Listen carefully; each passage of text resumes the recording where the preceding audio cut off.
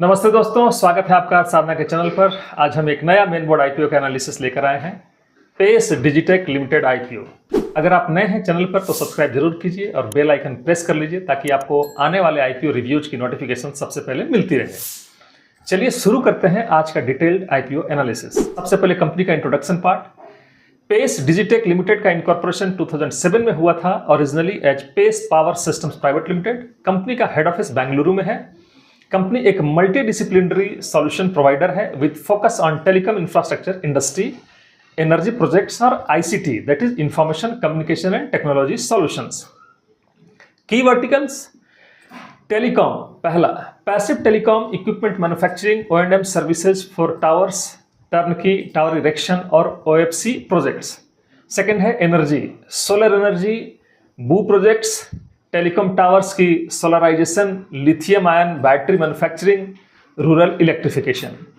EPC projects, ICT solutions, surveillance systems, smart classrooms, smart kiosk for agriculture. अब इनका manufacturing facilities देखते हैं। इनके 2 प्लांट्स हैं बेंगलुरु में जहां टेलीकॉम इंफ्रा इक्विपमेंट और लिथियम आयन बैटरीज बनते हैं। एज ऑफ जुलाई 31, 2025 कंपनी के पास 1513 परमानेंट एम्प्लॉइज हैं।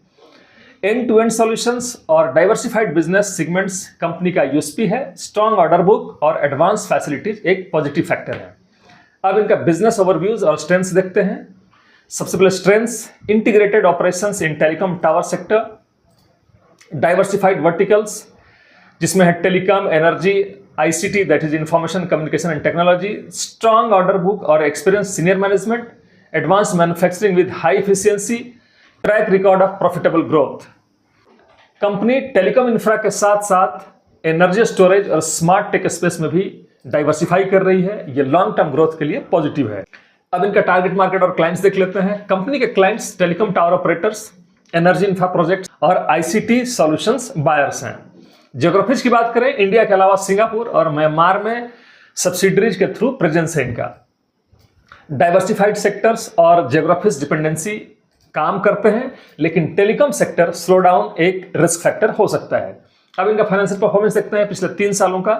फाइनेंशियल ईयर 23 में रेवेन्यू था 514.66 करोड़ और पैट था इनका 16.53 करोड़। फाइनेंशियल ईयर 24 में रेवेन्यू हो गया 2460.27 करोड़ और पैट बढ़कर हो गया 229.87 करोड़। फाइनेंशियल ईयर 25 में रेवेन्यू 2462.20 करोड़ और पैट बढ़कर हो गया 279.10 crore. Revenue financial year 24-25 stable रहा 2460 करोड़ के आसपास, लेकिन पैट में 21% का ग्रोथ हुआ है। नेटवर्थ 228.79 करोड़ फाइनेंशियल ईयर 23 में और फाइनेंशियल ईयर 25 में ये हो गया 1080.33 करोड़। ये एक अच्छा जंप है। डेट रिड्यूस हुआ है 493.19 करोड़ इन फाइनेंशियल ईयर 24। अब यहां से गिरकर ये हो जाता है फाइनेंशियल ईयर 25 में 160.70 करोड़। कंपनी काफी अग्रेसिव एक्सपेंशन के बाद अब स्ट्रॉन्ग प्रॉफिटेबिलिटी और लो डेट पोजीशन में आ गई है। अब इनका की रेशियोज और वैल्यूएशन मैट्रिक्स देख लेते हैं। एज ऑफ 31 मार्च 2025 आरओई की बात करें 23.09%, ROC 37.89%, debt equity 0.13, PAT margin 11.44%, EBITDA margin 20.71%, price to book value की बात करें 3.07, EPS pre IPO 15.64 rupees per share और ईपीएस पोस्ट आईपीओ हो जाता है 12.93 rupees per share. P upper band को ध्यान में रखते हुए 16.94 है। वैल्यूएशंस पीयर्स के कंपैरिजन में रीजनेबल लग रहा है क्योंकि बॉन्दादा इंजीनियरिंग का पी 37 है और एचएफसीएल का 60। प्रोमोटर्स और शेयर होल्डिंग पैटर्न की बात करें तो प्री इशू होल्डिंग है 84.07% और पोस्ट इशू होल्डिंग प्रोमोटर्स का हो जाता है 69.50%। प्रोमोटर्स का स्टेक डाइल्यूशन हो रहा है but still 69% post IPO strong skin in the game show करता है।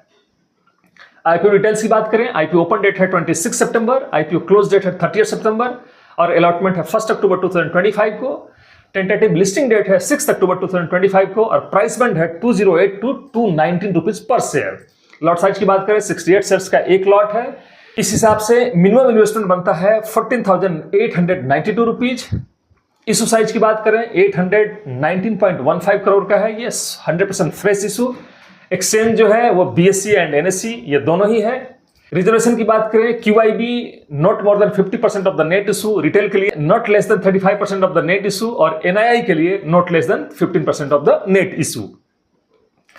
रीजनेबल टिकट साइज है 15,000 के आसपास रिटेल पार्टिसिपेशंस के लिए, ये अच्छी बात है।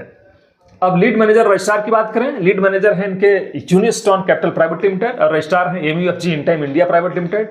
Objects of the issue, IPO proceeds का यूटिलाइजेशन कुछ इस तरह से होने वाला है। कैपिटल एक्सपेंडिचर में 630 करोड़ और बाकी rest fund general corporate purpose के लिए यूज होगा। फंड्स ग्रोथ और एक्सपेंशन के लिए जा रहे हैं, प्रोमोटर एग्जिट नहीं हो रहा है, ये एक पॉजिटिव साइन है। पीयर कंपैरिजन का देख लेते हैं। पेस डिजिटेक, इसका EPS है 16.3 rupees per share, return on net worth है 22.87% और NAV है 71.24 रुपीज।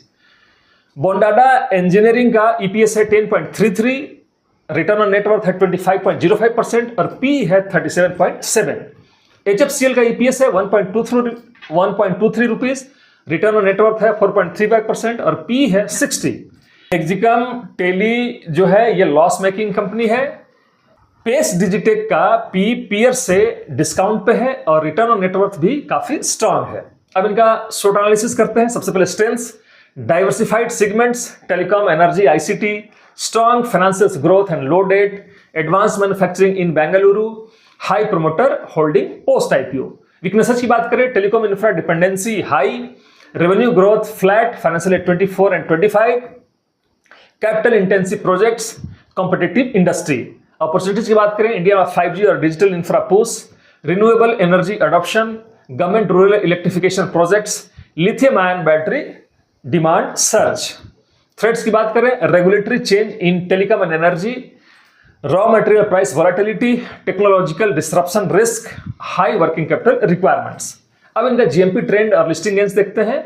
अभी तक लेटेस्ट GMP 18 रुपीज रिपोर्ट हुआ है 21 सितंबर 2025 को।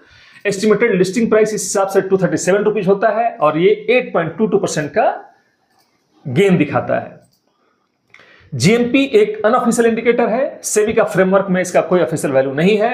लिस्टिंग गेन्स मॉडेस्ट लग रहे हैं, लेकिन लॉन्ग टर्म काफी डिपेंड करेगा टेलीकॉम एंड एनर्जी डिमांड पे। आउटस्टैंडिंग लिटिगेशंस और मटेरियल डेवलपमेंट्स देख लें इनका। RFP के अकॉर्डिंग कोई मटेरियल क्रिमिनल या रेगुलेटरी लिटिगेशन पेंडिंग नहीं है जो ऑपरेशंस को मटेरियली इंपैक्ट करे। लीगल रिस्क लो है।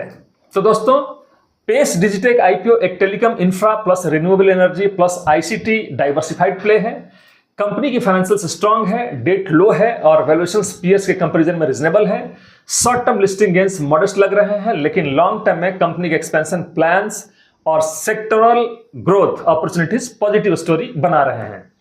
बैलेंस अप्रोच सही रहेगी। लिस्टिंग पे स्पेकुलेटिव गेन्स लिमिटेड है, लेकिन लॉन्ग टर्म ग्रोथ की पोटेंशियल अच्छी है।